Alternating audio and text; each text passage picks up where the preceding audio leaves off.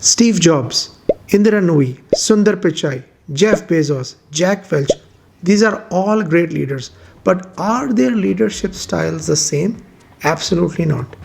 Varun from India recently sent me a question that he has just started his new job as a middle manager and he is struggling to understand the leadership style of his new GM. Well, in this video, I will share with you 6 different leadership styles that will help Varun and all of you watching this video in identifying different leadership styles and using that knowledge to understand the different leadership styles in your organization and also to shape your own.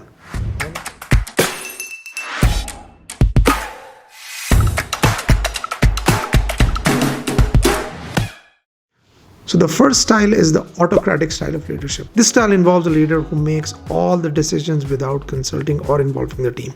The style can be very effective in certain situations when you have to make quick decisions. So a good example of this style is actually Steve Jobs. If we study his leadership style, it was very autocratic. He had a very clear vision in his mind and how he wanted to transform Apple, and we can see that in the results. Steve was known for his very hands-on authoritarian management style.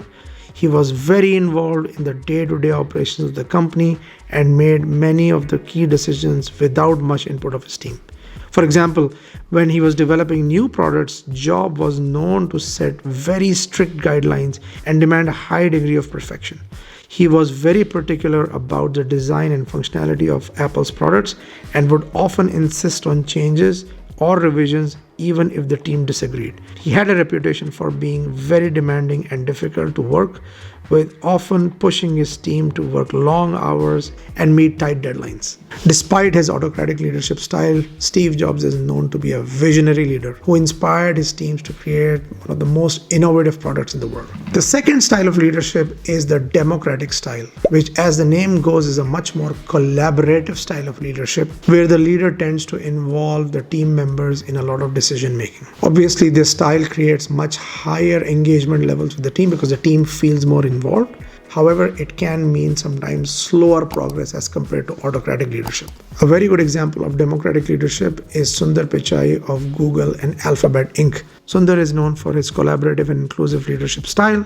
He encourages open communication and values the input of all employees, regardless of their position in the company. Sundar also famously implemented the 20% time policy, where engineers can spend 1/5 of their time on developing their own projects, which is really phenomenal. Under Sundar's leadership, Google made significant investments in renewable energy and sustainability initiatives, and also taken steps to address issues such as diversity and inclusion. So overall, Sundar's leadership exemplifies democratic leadership because it's very much based on open communication, collaboration, and promotion of innovation. The next style is transformational leadership. Transformational leaders often provide their teams with very clear goals and give them the tools so that they can bring that vision to life. I cannot think of a better example of this style of leadership other than Jeff Bezos of Amazon. Bezos is known for his vision and innovation as well as his ability to inspire and motivate employees to achieve great things.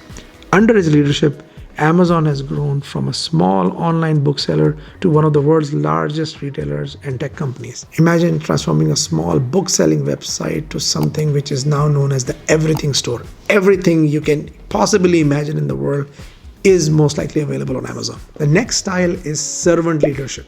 This is a style which involves a leader who prioritizes the need of their teams more than their own. That sounds really strange, right? But let me give you an example where this style has really worked. Indra Nooyi, the ex-CEO of PepsiCo, is known for her style as a servant leader. During her tenure as the CEO, Indra focused on creating a culture of inclusion and diversity at Pepsi. She was known for her emphasis on supporting and developing women and people of color in leadership positions. Nooyi also prioritized sustainability and environmental responsibility, leading PepsiCo to reduce its carbon footprint and invest in more sustainable practices. Indra often spoke about the importance of being a servant leader. As an example of servant leadership, Indra introduced a program called Performance for Purpose, which aimed to promote sustainability, healthy eating, and diversity and inclusion. This program involved engaging with stakeholders and employees to understand their needs and concerns, and then developing initiatives to address those needs.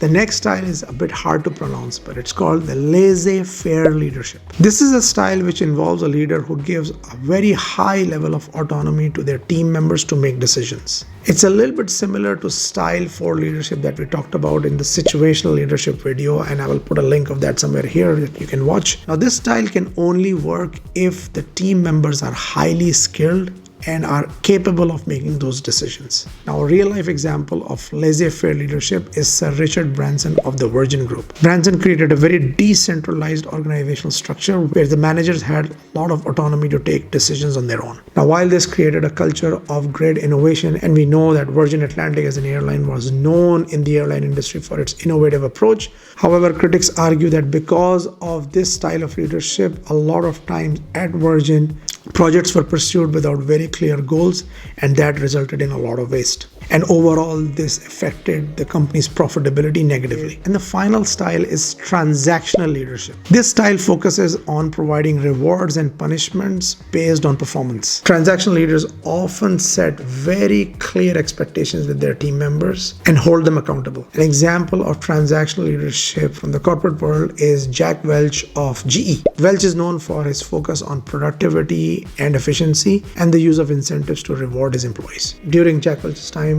GE actually became a very successful company. However, critics argue that his transactional style of leadership resulted in a very short-term focus of the company, and short-term results were prioritized over long-term innovation and sustainability. They also point out to his controversial practice of ranking his employees and firing the bottom 10% because that created a culture of fear in the organization as well. So I hope you enjoyed this video. If you've got any questions about this video or any of the other content I post on my channel, please feel free to reach out and I would be happy to answer your questions.